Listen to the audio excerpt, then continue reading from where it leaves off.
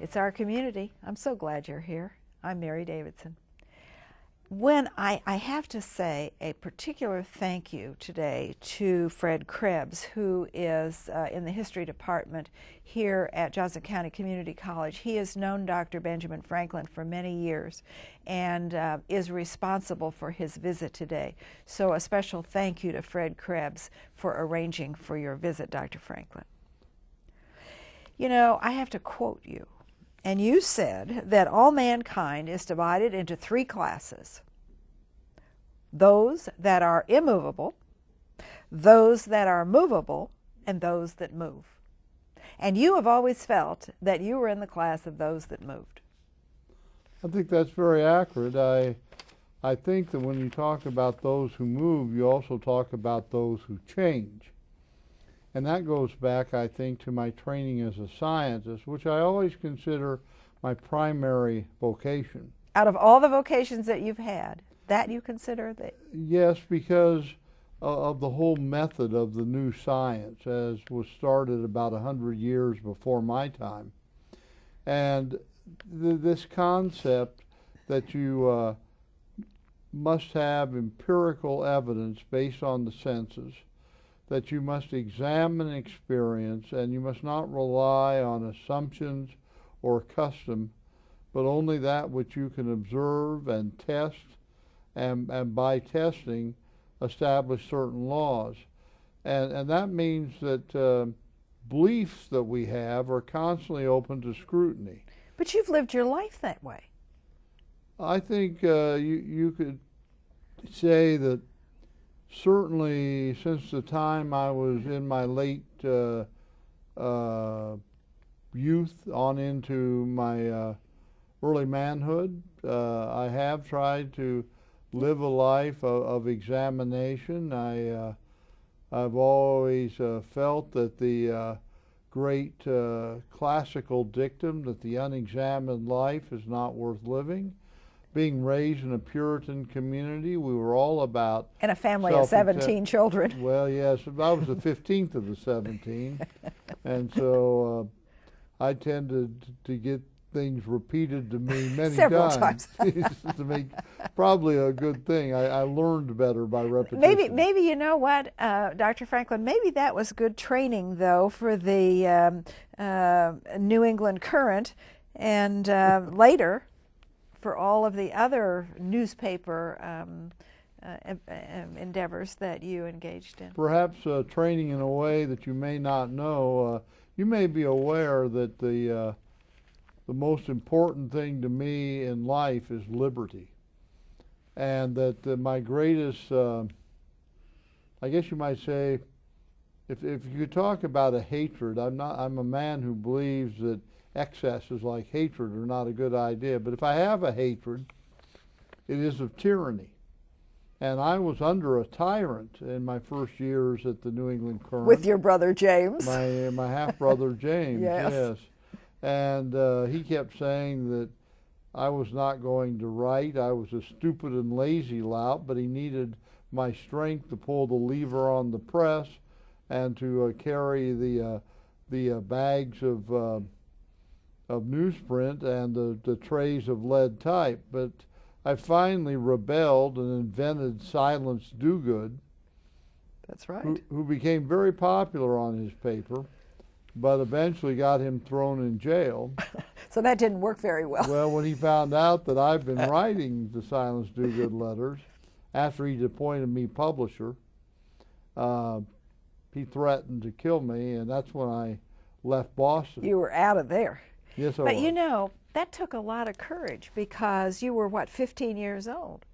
I think almost 17, by the time. 15 when I started the Current, letters. that's right. But you know, Runaways didn't have a place in the life of the Americas in 1723 when you left. That's absolutely true. Runaway Apprentices especially. Yeah, yeah. But you did it anyway. You were moving. I was moving. That's right. And you went, but you didn't end up, you went to New York first. Yeah, but that sleepy little farming town didn't have a newspaper to speak of. And you walked through New Jersey, you didn't like that either. No, didn't care much for that. But you landed in Philadelphia. I did, and I actually was on a ship at the last moment. I had 3 pennies to my name, and I spent 2 of them, one on milk and one on bread, and then I gave away part of the bread to a woman and her child. And kind of walked down the main street of Philadelphia, drinking my jug of milk and eating my loaf, and a young woman who later became my wife always said that she had seen me from the upstairs window of their home, and laughed out loud at what a picture I made. But that was my introduction to Philadelphia. Well, I know that you were not happy as an apprentice in Philadelphia either, so you said, okay, I'm going to start and you were better at printing, the business of printing. So you started your own printing business. Well, didn't quite happen that quickly. I worked for a very good man, a very bad businessman, but a very good man named Samuel Keimer, who was of the Hebrew persuasion.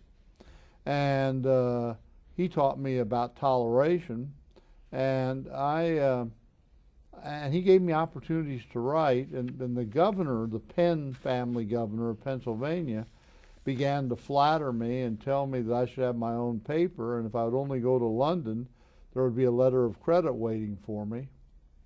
There wasn't. Didn't want to do that. That's when I started calling politicians Doolittle Doolittle. in my various things that I wrote. And I was 2 years in London before I finally managed to come back home.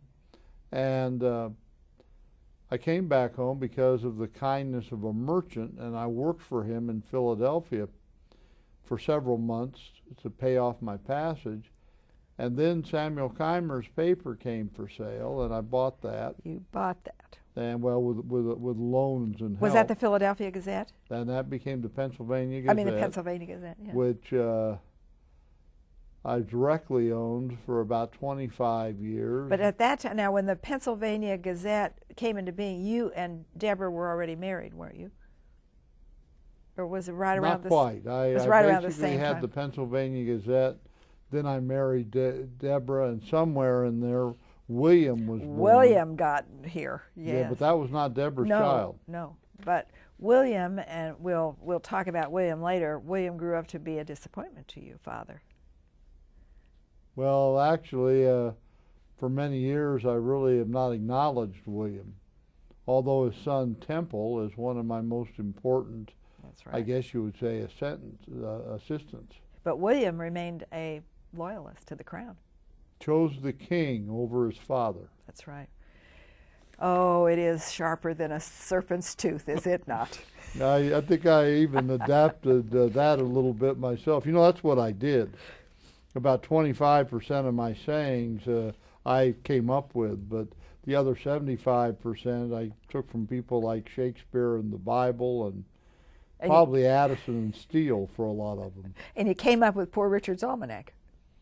That came out of a need for an accurate scientific almanac. I began to write essays about different kinds of clouds and predicting the weather, and my accuracy and the fact that my predictions worked pretty well also began to build up a popularity for the almanac, and people liked some of the various sayings and little essays. Like a penny saved is a penny earned. That was very popular. It was. It still is. It still is. But you had recipes, and you predicted the weather, and you did all kinds of things.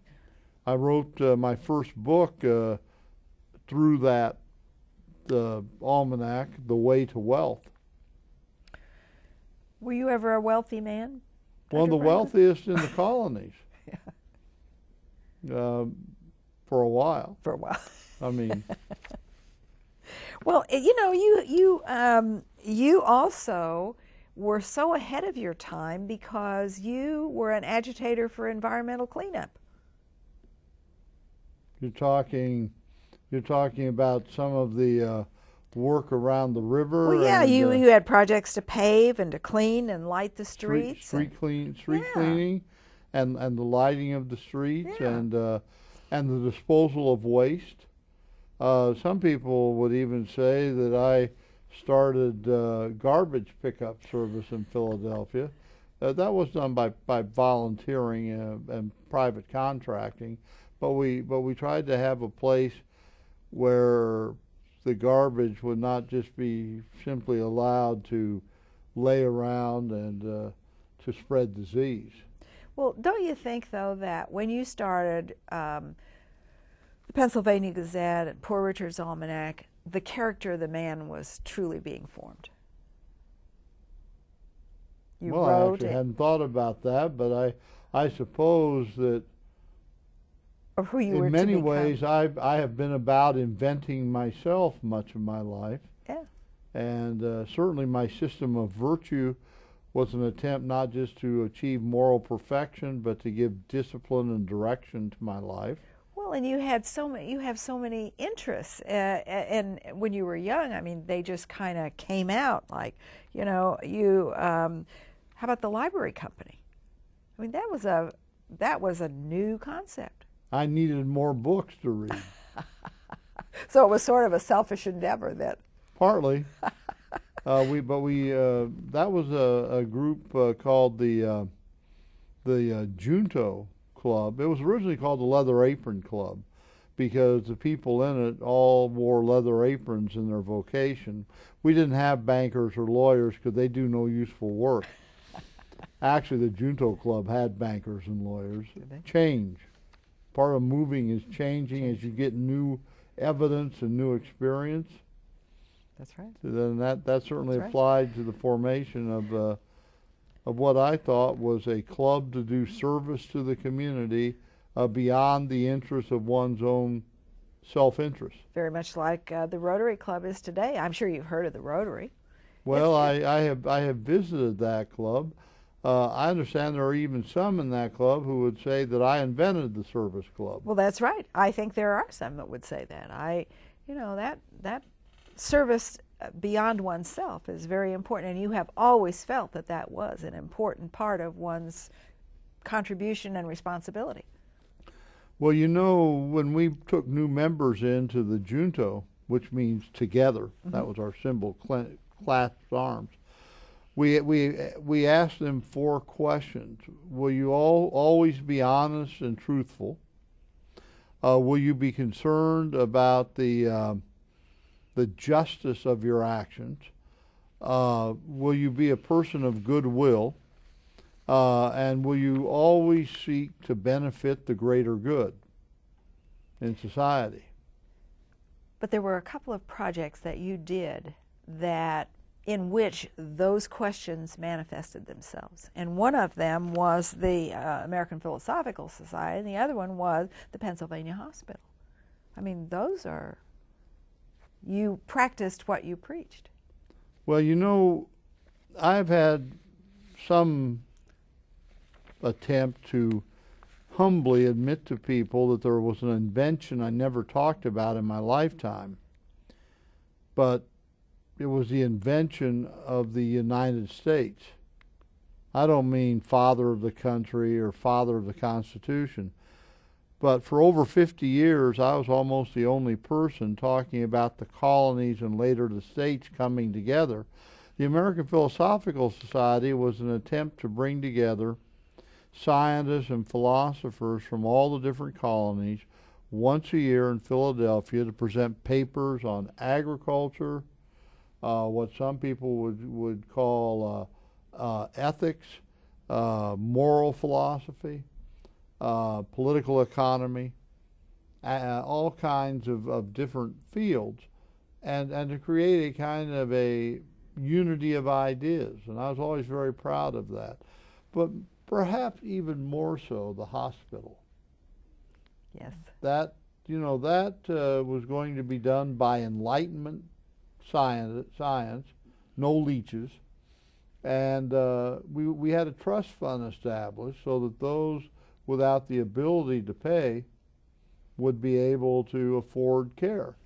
Health care for all. Yes, well, I know this must sound very quaint to your age, which I'm sure long ago solved the problems of health care for all. I wish that were true. I wish that were true. But you solved it for that time. In 1751, the Pennsylvania hospital was on the cutting edge of medicine and on the cutting edge of healthcare. Tried to be. Absolutely.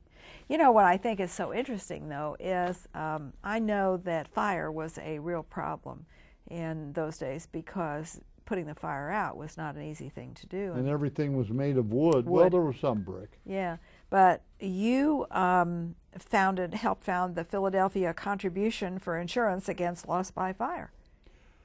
You know how that actually got started? No, I don't. I had developed a lightning rod after my experiments with electricity, and a group of young men came to me and asked if they should pay me something for the use of my invention. I said I didn't believe in royalties for inventions. I thought they were given to me by the Creator. And so they would go around and install lightning rods and say that if there was damage from lightning, they would repair the damage or replace the building. And that was the beginning of the Philadelphia Fire and Casualty Company. So some say I invented the insurance company as well. Well, you'll take the glory, won't you? I understand they've actually now named that the Franklin Fire and Casualty Company. And it's still in business. That's what I hear. That's right. Well, I just thought you'd like to know that the company was still in business and still going strong. I guess one of the fun things was the Franklin stove, because in all these years, the Franklin stove is still being used. The idea of putting the heat in the center of the room. Yeah. So that it didn't all get wasted up the flue. Using an iron stove so it would radiate heat seemed a very natural idea to me. Your mind just must go all the time. Well, the Creator has given us the ability to reason and to think, and we best prove the Creator by excelling in our lives and by loving one another. I think that there's actually 12 commandments. The first one is be fruitful and multiply. Then there are the 10, and then the 12th one is be kind to one another or love one another. And I think that the use of our gifts is proof that the Creator loves us. Of course, I also wrote that wine is proof that the Creator loves us too and wants us to be happy. Well, it's good to be multifaceted, Dr. Franklin. I think that's wonderful. But I think, you know, of all the things that you thought of, your electricity experiments probably brought you international fame. Oh yes, a couple of degrees from the University of St. Andrews and Oxford, master's degrees from both Yale and Harvard.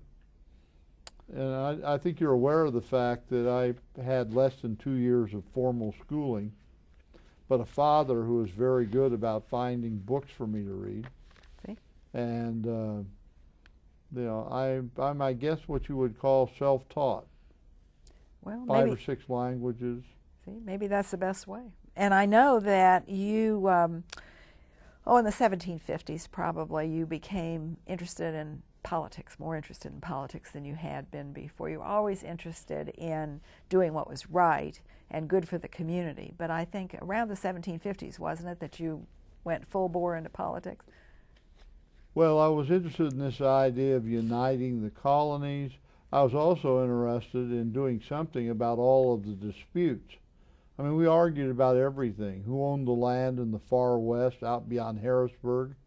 We talked about the boundaries between Pennsylvania and Maryland. We hired a couple people named Mason and Dixon to straighten that out. And of course, the Puritans didn't like the Anglicans, who were down in Virginia, and nobody liked the Quakers, and so they were in Pennsylvania. And we had the Dutch Reformed in New York arguing with the German Pietists in Pennsylvania. And so it just seemed like politics should not be, as my friend said, where the strong rule the weak. Politics should be an art where we sit down at a table and find our common interests and set aside what divided us. And so that became my task for most of the 1750s. Well, I know that you spent some time in England, at which point you were still a loyal to the crown person. But the Hutchinson affair changed that. Well, you mean going on trial before the House of Commons on the grounds that I had released letters from Governor Thomas Hutchinson of Massachusetts Bay Colony, which basically showed the English determination to take away our liberties, to have people sent to England without trial. Well, yeah, Hutchinson wanted the abridgment of what we call English liberties in America. I mean, he was not your kind of guy. Sad thing that I was not appointed Under Secretary of State for Colonial Affairs in the Townshend government in 1767. We would have been able to negotiate some things, and we would have been part of the greatest empire that had ever happened up until that time, and frankly, I think fairly natural. But unfortunately, my vision of the empire and the Parliament and King's vision of the empire were not the same. They were not in concert, as they say. No, that is not in concert. That's a good way to put it. So you came home, and that put you at odds with your son, who still was the royal governor of New Jersey. A job that I got him, by the way. Yes, and that he thought was a good idea. But you were elected to the Second Continental Congress. Yes, which it was. Changed your life forever. You know, they had been using committees of correspondence to communicate among the colonies using my postal system that I had developed as Deputy Postmaster General for the colonies. And they had all found their common interests, and by the time I came back, they were really ready to talk about some of my plans of union. Well, and to draft the Declaration of Independence. And to draft the Declaration of Independence. You know, Thomas Jefferson gets much of that contribution, but most of the ideas that they used were yours. Well, you know, as a skeptic, I don't believe in supernatural beings, but I believe that if there is such a being as the devil, his first invention was the committee. Because committees are always concerned about self-interest, and this committee worked very well. Mr. Adams and I decided that Mr. Jefferson should write the Declaration, and we'd help out a little. But I think that's one reason why it turned out so well. Well, it did turn out well, and in 1776 you proudly signed that declaration. Yes, I did. And then you sailed to France as an ambassador to the court of Louis the 15th. 14th. 14th. No, I'm sorry, Louis the 16th. I'm sorry, I'm 16th. getting my numbers. You and I are getting a little frizzled. No, probably. Louis the 16th. Yes. You loved it. By Oh, that time, yes. Deborah was dead, so you were able to, as they say, meet the ladies. Now, don't listen too much to the letters of John and Abigail Adams. They told on you. Well, they offered their Puritan opinions. I see. Well, you've never been a Puritan.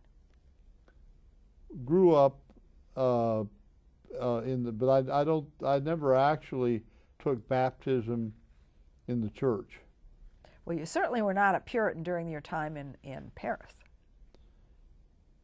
Well, I don't think so. Mr. Voltaire and I actually founded a Masonic lodge called the Lodge of the Nine Sisters, which Louis XVI, who was also a Freemason, thought was scandalous.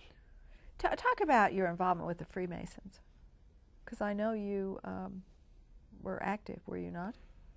I actually started out thinking I should expose the Freemasons because a young man had a prank played on him by non-Masons, thinking he was being inducted into a Masonic lodge, and he ended up dying from that. But I found out the Masons had nothing to do with it, and I liked their principles, and so I joined the lodge in Philadelphia, the second Masonic lodge in the country, and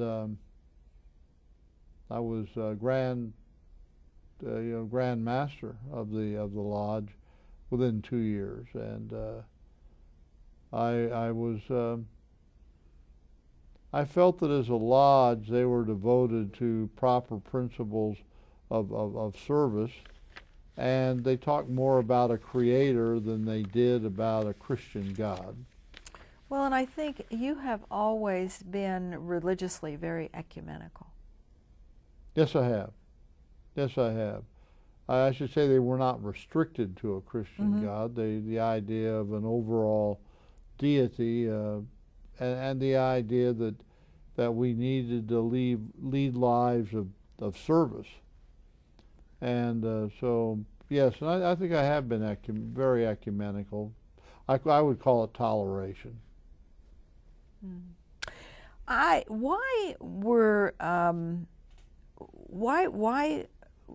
the Stamp Act? You were kind of caught by surprise at the overwhelming opposition in this country to the Stamp Act. Well, to some degree, although James Otis, who was a friend of mine and led the initial opposition against the Sugar Act, which had to do with rum more than anything else, he wrote there should be no taxation without representation, and I concurred. And I was in England at the time the Stamp Act was passed, and I really tried to convince the members of Parliament that this was not a bad idea. I mean, this was a bad idea. And actually, I convinced them to repeal the Stamp Act after about 18 months. Yeah. And but that didn't stop them from doing the Townshend Act. And they never would consult. They would never consult. They acted as if we were not Englishmen. I think by that time they probably felt that you weren't. Well, part of it, and also that being colonists, we had given up some of our liberty. Yeah, yeah. Well, I know that you signed the Treaty of Paris in 1783 and you came home. And by that time, you were in your late 70s. You became the president of the Executive Council of Pennsylvania. You served as a delegate. And I know that at the age of 84, 20,000 people attended the funeral of the man who was called the harmonious human multitude.